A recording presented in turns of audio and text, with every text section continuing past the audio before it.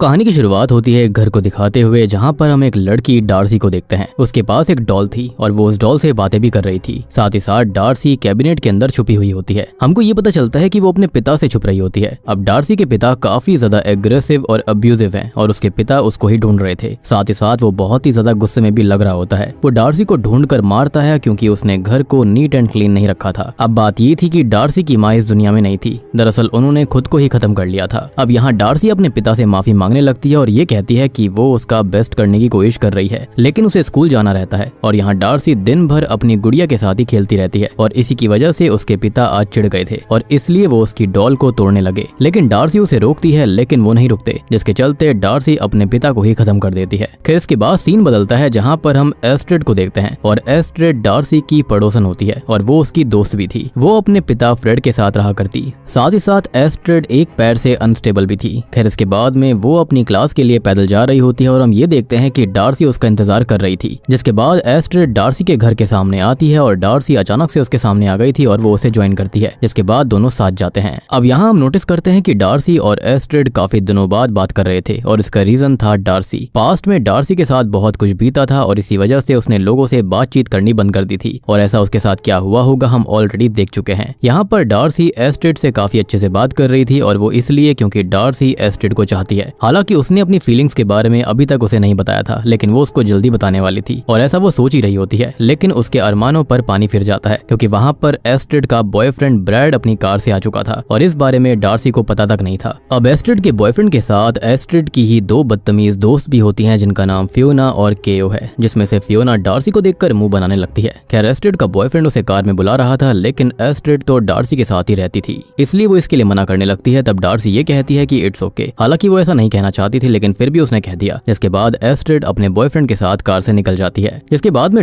हम एस्ट्रिड और उसकी दोस्तों को देखते हैं। हमको पता चलता है कि कुछ दिनों में एस्ट्रिड का बर्थडे आने वाला है और इसलिए वो सब उसके घर पर थे। यहाँ पर एस्ट्रिड की दोस्त डार्सी के बारे में उल्टा सीधा कहने लगती हैं और एस्ट्रिड डार्सी की सबसे पुरानी फ्रेंड थी और ये सुनकर केओ कहती है कि उसे ऐसा लगा था कि वो उसकी सबसे ओल्ड फ्रेंड है, जिस पर एस्ट्रिड कहती है कि वो उसकी सेकंड सबसे पुरानी फ्रेंड है। यहाँ पर दोनों फ्रेंड्स को डार्सी बिल्कुल भी पसंद नहीं थी। खैर इसके बाद वहाँ पर ब्रैड और चार्ली आ गए थे। चार्ली भी उनके सर्कल में ही था। डार्सी को हम उसके थेरेपी सेशंस में देखते हैं। दरअसल डार्सी अक्सर स्ट्रेस में रहा करती और बहुत हद तक वो डिप्रेशन में भी थी और इसलिए वो थेरेपी लिया करती। यहाँ पर हम उसकी थेरेपिस्ट ओलिविया को देख पाते हैं। ओलिविया अपनी थेरेपी सेशन को शुरू करती है और डार्सी उसे अपने पिता के बारे में बताती है कि उन्होंने पीना छोड़ दिया है। अब यहाँ पर अभी तक किसी को भी नहीं पता था कि डार्सी ने अपने ही पिता को खत्म कर दिया था। खैर अब ओलिविया के साथ सेशन आगे बढ़ता है और यहाँ पर डार्सी ओलिविया को ये कहती है कि वो फाइनली अपने दिल की बात एस्ट्रिड को बताने वाली है और ये सुनकर ओलिविया ने उससे ये पूछा कि क्या वो भी उसके लिए सेम फीलिंग शेयर करती है, जिस पर वो ओलिविया को बता देती है कि उसका तो एक बॉयफ्रेंड है, लेकिन इससे उसे फर्क नहीं पड़ता। अब ओलिविया इससे थोड़ी सी चिंता में आ गई थी क्योंकि उसे पता है कि डार्सी थोड़ी सी कंट्रोल से बाहर होती जा रही थी और वो काफी अनस्टेबल भी थी और ये बात उसकी हरकतें साफ साफ बयां कर रही होती है। अब ओलिविया उससे ये पूछती है कि अगर एस्ट्रिड ने उसको मना कर दिया तो वो क्या करेगी, जिस पर वो ये कहने लगती है कि इस चीज से उसे बहुत फर्क पड़ेगा, शायद से वो पागल हो जाए। अब दूसरी ओर हम देखते हैं कि डार्सी जो कि एस्ट्रिड के घर ही जा रही थी, उसे एस्ट्रिड ने असल में इनवाइट कर लिया था, लेकिन यहाँ पर वो उसके लिए एक बर्थडे गिफ्ट तैयार कर रही थी जिसमें एक डॉल थी और ये डॉल डार्सी की वही बचपन वाली डॉल होती है जिसे हमने मूवी की शुरुआत में देखा। डार्सी उस डॉल से कहती है कि वो हमेशा एस्ट्रिड का ध्यान रखे। जिसके बाद डार्सी एस्ट्रिड के पास चली जाती है जहाँ पर उसने एस्ट्रिड को उसका प्रेजेंट दिया था। खैर अब यहाँ पर डार्सी एस्ट्रिड के दोस्तों से मिलती है, लेकिन डार्सी को देखकर फियोना ने मुंह बना लिया था। जिसके बाद एस्ट्रिड डार्सी के लिए ड्रिंक लेने जाती है। अब इसी बीच उसके दोस्त डार्सी का मजाक उड़ा रहे थे। फियोना सबको कहती है कि डार्सी थर्मोकोल खाती है और वो अजीब है। ये सुनकर सभी उस पर हंसने लगते हैं, जिसको सुनकर डार्सी वहाँ से चली गई थी। दूसरी ओर हम देखते हैं कि डार्सी काफी ज्यादा रो रही थी, वो उदास थी कि तभी उसके पास ब्रैड का कॉल आता है जो कि उसे ये कहना लगता है कि एस्ट्रिड उससे प्यार करती है, मतलब कि डार्सी से। वो ये कहने लगता है कि वो उसे चाहती भी है, लेकिन यहाँ पर वो साफ साफ झूठ बोल रहा था। वो डार्सी को जलील करने के लिए ऐसा बोल रहा था और हमको ये भी पता चलता है कि वो एस्ट्रिड को फियोना के साथ मिलकर चीट कर रहा था। खैर यहाँ वो डार्सी की काफी इंसल्ट करता है और उसको ये भी कहता है कि एस्ट्रिड तो उससे रियल में नफरत करती है अभी। और उसके जाने के बाद एस्ट्रिड वहां पर आती है और उन्होंने उससे ये पूछा कि डार्सी अचानक चली क्यों गई और एस्ट्रिड को यहाँ पर पता था कि डार्सी को उन लोगों ने जरूर कुछ न कुछ उल्टा सीधा कहा होगा। खैर अब यहाँ पर एस्ट्रिड पर वो लोग जोर डालने लगते हैं कि वो डार्सी का प्रेजेंट ओपन करे। जिसके बाद वो उसे ओपन करते हैं और उसके अंदर एक डॉल थी जो कि उन लोगों को काफी डिस्टर्बिंग लगती है, लेकिन एस्ट्रिड के लिए वो एक आम डॉली थी जो कि उसे एज अ प्रेजेंट मिली। लेकिन एस्ट्रिड के दोस्त फिगर आउट करते हैं कि ये डार्सी की तरह ही दिख रही है। खैर यहाँ जहाँ पर एक नोट भी था जो कि डार्सी का बॉयफ्रेंड ब्रैड पढ़ने लगता है। उसके अंदर ये लिखा हुआ था कि इस डॉल का नाम मॉर्गन है और इस डॉल को वो एस्ट्रिड को दे रही है। जिसके बाद आगे नोट में डार्सी ने अपनी फीलिंग्स को कन्फेस किया हुआ था, जिसके अंदर लिखा था कि वो बचपन से ही उससे बहुत प्यार करती है और अगर वो उसको एक मौका दे उसे प्यार करने का तो वो उसे कभी भी नाराज नहीं करेगी। अब एस्ट्रिड को तो इस बारे में कभी कुछ ऐसा फील नहीं हुआ था और यहाँ एस्ट्रिड के दोस्त जो होते हैं वो ये सब सुनकर उसका मजाक उड़ाने लगते हैं। अब दूसरा सीन बदलता है जहाँ पर हम एस्ट्रिड को उसके घर पर देखते हैं, जहाँ पर उसने अपने पिता को डार्सी के बारे में बताया था। उसके डैड कहते हैं कि उसकी माँ के साथ बहुत बुरा हुआ था, उसकी माँ और वो फ्रेंड्स थे। एस्ट्रिड पूछती है कि उन्हें हुआ क्या था, जिस पर वो बताने लगते हैं कि वो उसे अभी नहीं बता सकते। खैर यहाँ एस्ट्रिड अपने पिता को डार्सी का दिया हुआ प्रेजेंट देती है, जिसके बाद में डार्सी एस्ट्रिड के घर आती है और उसकी हालत काफी खराब लग रही थी। यहाँ डार्सी उससे ये कहती है कि क्या वो उसे प्यार नहीं कर सकती। अब एस्ट्रिड उसको समझाने की कोशिश करती है कि तभी डार्सी ये कहती है कि उसे पता है कि एस्ट्रिड उससे नफरत करती है और ये बात उसे ब्रैड ने बताई थी। अब यहाँ एस्ट्रिड कहती है कि ऐसा कुछ भी नहीं है और यहाँ पर ब्रैड झूठ बोल रहा था। तब डार्सी उसे कहती है कि वो उसके प्यार को साबित करेगी और उसके लिए वो अपने आप को जला लेगी। ये कहकर वो वहाँ से चली जाती है। अब एस्ट्रिड जल्दी से अपने पिता को ये बात बताती है। वो ये कहती है कि उन्हें डार्सी के पीछे जाना होगा, उसे उनकी जरूरत है। जिसके बाद दोनों ही डार्सी को ढूंढने लगते हैं, लेकिन डार्सी उन्हें बीच रास्ते पर मिलती है जिसने खुद पर आग लगा ली थी और वो खत्म हो गई थी। ये देखकर एस्ट्रिड बहुत रोने लगती है।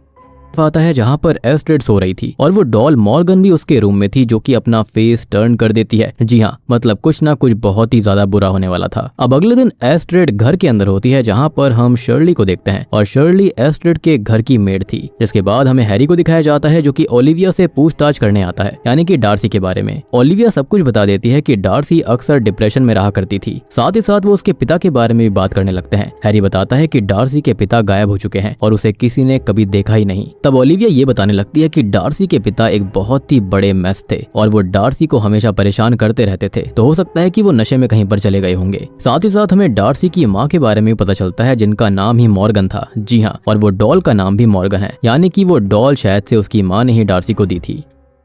अब अगले दिन यहाँ पर डार्सी का फ्यूनरल होता है, जहाँ पर सारे लोग थे, जहाँ पर एस्ट्रिड और उसकी फ्रेंड्स भी मौजूद थी। केओ को अभी भी काफी बुरा लग रहा था, क्योंकि उसे ऐसा महसूस होता है कि उन्हीं की वजह से डार्सी ने खुद को खत्म किया। लेकिन फियोना तो अब भी कूल हो रखी थी और उसे कुछ भी फर्क नहीं पड़ रहा था। इसी बीच हम ओलिविया को देखते हैं, जिसे भी काफी दुख था। तभी वहाँ पर ओलिविया के पास डिटेक्टिव हैरी आते हैं, जो कि उससे पूछताछ करना चाहते थे। अब हैरी ओलिविया को अपना कार्ड देकर अगले हफ्ते मिलने को कहता है। जिसके बाद में सीन रात की तरफ। रात में हम एस्ट्रिड और उसके पिता फ्रेड को देखते हैं, जहाँ एस्ट्रिड को ये पता चलता है कि उसके पिता डेट पर जा रहे हैं, जिसके बाद वो अकेली रहेगी वहाँ पर। खैर थोड़ी देर के बाद में दूसरी ओर हम एस्ट्रिड को रास्ते पर जाते हुए देख पाते हैं, जहाँ पर ब्रैड आता है। वो एस्ट्रिड से माफी मांगता है, जिसके बाद दोनों के बीच सब कुछ ठीक हो गया था। मीनवाइल हम शर्ली को देखते हैं, जो कि काम में व्यस्त होती है कि तभी एक बॉल उसके पास आती है, जो कि ऊपर वाले रूम से आई थी। अब शर्ली एक चाकू लेकर चेक करने जाती है, लेकिन रूम के अंदर खाली मॉर्गन डॉल थी। खैर शर्ली वहाँ से जाने लगती है, लेकिन तभी मॉर्गन शर्ली को पीछे से स्टैब करके खत्म कर देती है, यानी कि ये डॉल जिंदा हो गई थी। अब उसके पिता चले जाते हैं और तब वहाँ पर आती है फियोना और केओ, जो कि एस्ट्रिड को चीयर अप करने आई थी। अब यहाँ आकर ये दोनों एस्ट्रिड से अच्छे से बात करती हैं और उसको ये समझाती हैं कि जो कुछ भी हुआ उसके अंदर उसकी कोई गलती नहीं थी। डार्सी को इतना सब कुछ दिल से नहीं लगाना चाहिए था। I mean, ये अच्छा है, पहले इतना कुछ बुली कर दो, उसके बाद में ये बोल दो कि दिल से मत लगाओ। एनीवेज ये लोग थोड़ी देर के बाद वहाँ से चले जाते हैं। अब अगले दिन एस्ट्रिड को ओलिविया मिलती है और वो एस्ट्रिड से बात करना चाहती थी और इसलिए वो अपना कार्ड उसे देकर ये कहती है कि वो उससे मिले। जिसके बाद सीन बदलता है, जहाँ पर हम ब्रैड और फियोना को साथ में देखते हैं। फियोना उसे ये बताती है कि वो उसका फोन एस्ट्रिड के घर पर भूल गई है और अगर एस्ट्रिड ने फियोना का फोन देख लिया तो उन दोनों की पोल पट्टी खुल जाएगी। इसलिए ये दोनों ही रात में उस समय उसके घर जाने का डिसाइड करते हैं, जब एस्ट्रिड क्लास में होती है। अब यहाँ पर ब्रैड के पास में एस्ट्रिड के घर की एक्स्ट्रा चाबी भी थी, यानी कि वो उस पर कितना भरोसा करती है। एनीवेज अब ये दोनों अंदर आते हैं, जहाँ पर फियोना अपना फोन लेने जाएगी, लेकिन यहाँ पर एक दिक्कत हो गई थी और वो ये होती है कि एस्ट्रिड आज क्लास से जल्दी आ गई। अब फियोना जो होती है वो घर के अंदर फोन ढूंढ रही थी कि इतने में ब्रैड जो होता है वो एस्ट्रिड को उसके दरवाजे के बाहर सरप्राइज कर देता है, ताकि वो फियोना को पकड़ ना पाए और उसे जबरदस्ती वॉक पर ले जाता है। दूसरी ओर फियोना रहा था, लेकिन उसका कोई रेस्पॉन्स नहीं आता। वो उसे वॉइस मैसेज करता है और उसके बदले में उसके पास रिप्लाई भी आता है, जो कि ऑब्वियसली उसने नहीं बल्कि मॉर्गन ने किया था। और यहाँ पर हम मॉर्गन की रिफ्लेक्शन को ब्रैड के कार के शीशे पर देख पाते हैं। को उसका फोन मॉर्गन के पास मिलता है और वो उस फोन को उठा लेती है कि तभी पीछे से मॉर्गन उसके गले पर कट लगा देती है। जिसके बाद फियोना मॉर्गन को देखती है और उससे बचने के लिए वो बाथ टब में चली गई थी। उसकी हालत खराब खराब होने की वजह से वो बाथटब के बाहर नहीं निकल पाती, जिसके बाद मॉर्गन द डॉल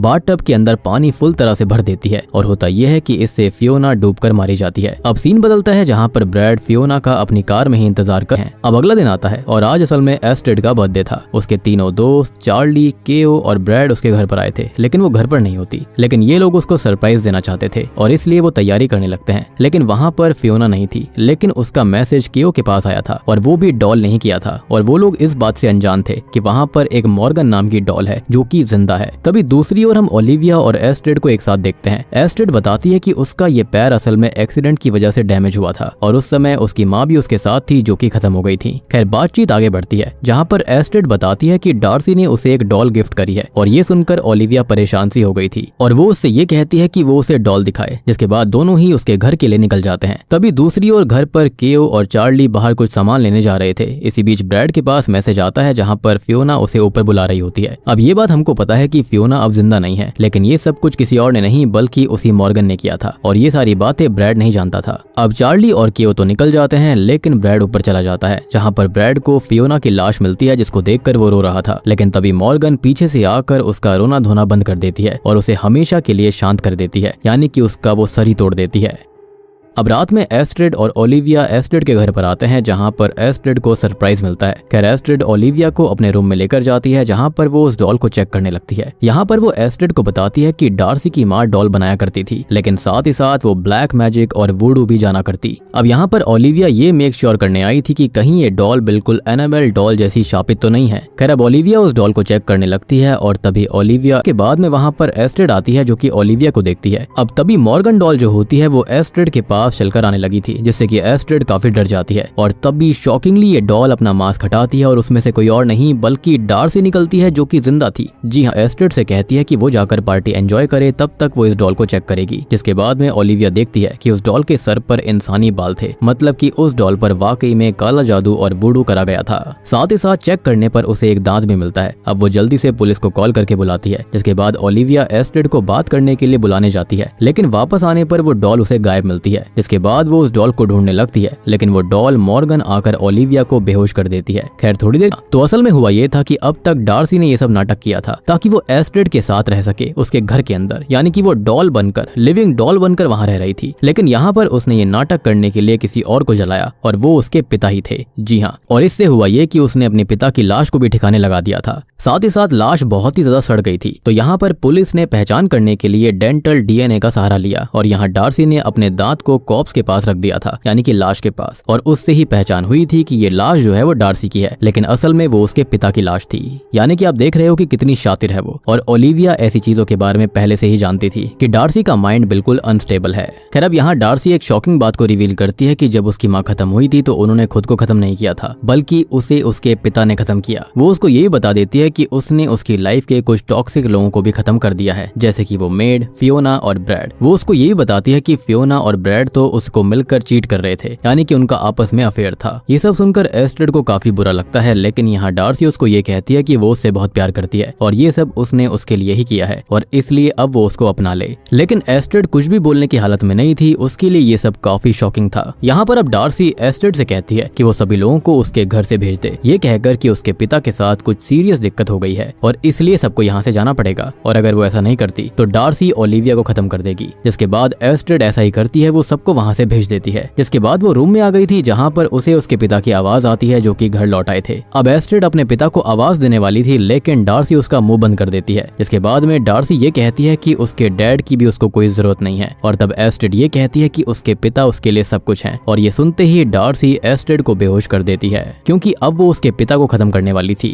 खैर अब वो जाती है एस्ट्रिड के पिता फ्रेड के पास में और उसके गले पर एक छोटा सा कट लगाती है, जिससे कि वो खत्म होने लगते हैं। थोड़ी देर के बाद वहाँ पर हैरी भी आ गया था, लेकिन डार्सी उसको भी मार डालती है। अब दूसरी ओर एस्ट्रिड और ओलिविया आजाद होकर नीचे आते हैं, जहाँ पर वो अपने पिता को देखती है जो कि अभी भी जिंदा थे। डार्सी कहती है कि उसकी माँ के खत्म होने में फ्रेड का भी हाथ था, क्योंकि उसके पिता फ्रेड और उसकी माँ मॉर्गन का अफेयर था। लेकिन यहाँ पर फ्रेड क्लियर करता है कि वो खाली दोस्त थे, और ये बात ओलिविया भी जानती थी क्योंकि वो मॉर्गन की अच्छी दोस्त थी। अब इसी बीच केओ पीछे से आकर डार्सी को बेहोश कर देती है, लेकिन डार्सी उल्टा हैरी की ही गन से केओ को शूट कर देती है, और यहाँ वो ओलिविया को भी शूट करती है क्योंकि वो बहुत ही ज्यादा बोल रही थी। लेकिन तभी एस्ट्रिड डार्सी से कन्फेस करती है कि वो उसे बहुत प्यार करती है, और ये सुनकर डार्सी को अच्छा लगता है। अब हम देखते हैं कि डार्सी और एस्ट्रेड पास आ रहे थे, जहाँ पर एस्ट्रेड जो होती है वो डार्सी को एक ब्रेसलेट देती है जो कि डार्सी ने ही उसको दिया था, और जब से वो खत्म हुई थी तब से एस्ट्रेड उसे पहन रही थी। अब यहाँ पर अब उस ब्रेसलेट को पहनने की बारी डार्सी की थी। अब वो उसे अपने पास बुलाती है गले लगाने के लिए, लेकिन मौका मिलते ही वो उसे स्टैब कर देती है। और यहाँ एस्ट्रेड को लग रहा था कि सब कुछ खत्म हो गया, लेकिन डार्सी फिर से उठ खड़ी होती है और इस बार वाकई में एस्ट्रेड डार्सी को शूट करके खत्म कर देती है। अब सीन चेंज होता है, जहाँ पर हमको पता चलता है कि ओलिविया और एस्ट्रेड के पिता बच गए हैं, और यहाँ पर वो उस डॉल को एज एन एविडेंस के तौर पर रखते हैं ताकि वो डार्सी के बारे में पुलिस को डिटेल में बता सकें। लेकिन तभी मूवी की एंडिंग होने से पहले हम उस डॉल को फिर से हिलते हुए देखते हैं। अब या तो शायद हुआ ये होगा कि यहाँ पर डार्सी अभी भी जिंदा थी, या तो वाकई में उस डॉल के ऊपर मॉर्गन ने काला जादू किया था, जिसके चलते या तो इस डॉल के अंदर मॉर्गन की ही आत्मा आ गई थी, या फिर शायद से इसके अंदर अब डार्सी की आत्मा थी। तो यहाँ पर इसका अगला पार्ट भी पक्का जरूर आएगा। और बूम, इसी के साथ में ये मूवी यहीं पर खत्म हो जाती है। तो दोस्तों, ये थी मॉर्गन द किलर डॉल की कहानी। उम्मीद करता हूँ कि आपको कहानी पसंद आई होगी। अब इस मूवी के अंदर हमको ये पता चला कि डार्सी की माँ मॉर्गन थी और वो असल में वूडू वगैरह करा करती। अब इस मूवी के अंदर हमको ये पता चला था कि ओलिविया पहले से ही जानती थी कि जो डार्सी की माँ मॉर्गन थी वो वूडू और ब्लैक मैजिक में थी। और मुझे ऐसा लगता है कि इस मूवी का सीक्वल आ भी सकता है, क्योंकि मूवी की एंडिंग में वो डॉल हिली थी। तो हो सकता है कि उस डॉल में इस बार मॉर्गन की आत्मा आ गई होगी ताकि वो अपनी बेटी का बदला ले सके, या फिर हो सकता है कि उसके अंदर डार्सी ही गई होगी, क्योंकि उसका अटैचमेंट, उसका प्यार यहाँ पर एस्ट्रेड के लिए पागलपन तक था। तो हो सकता है कि ऐसा ही हुआ हो, या फिर अगर इसको सुपरनैचुरल एंगल से ना देखकर थ्रिलर वे में देखा जाए तो डार्सी शायद खत्म हुई ही नहीं थी और शायद से वो फिर से उस डॉल के अंदर चली गई। खैर, जब भी इसका सीक्वल आएगा आपको देखने के लिए यहीं पर मिलेगा, तो जल्दी से चैनल को सब्सक्राइब कर लीजिए। बाकी यहाँ पर कहानी काफी स्ट्रेट फॉरवर्ड है, यहाँ पर आपको सारी चीजें समझाने की कुछ भी जरूरत है नहीं। तो उम्मीद करता हूँ कि आपको कहानी पसंद आई होगी। पसंद आई है तो वीडियो को लाइक कर दीजिए, चैनल के ऊपर नए हैं तो सब्सक्राइब कर लीजिए। और हाँ, रिसेंटली मैंने एक्सप्लेन किया है बोगीविल फिल्म को, जो कि एक काफी डिफरेंट टाइप की हॉरर फिल्म है। इन केस आपने मिस कर दिया है, जाकर देख लीजिए, उसका लिंक आपको नीचे पिन्ड कमेंट में टॉप पे ही मिल जाएगा। तो मैं आप सबको मिलता हूँ अगली वीडियो के साथ में, तब तक के लिए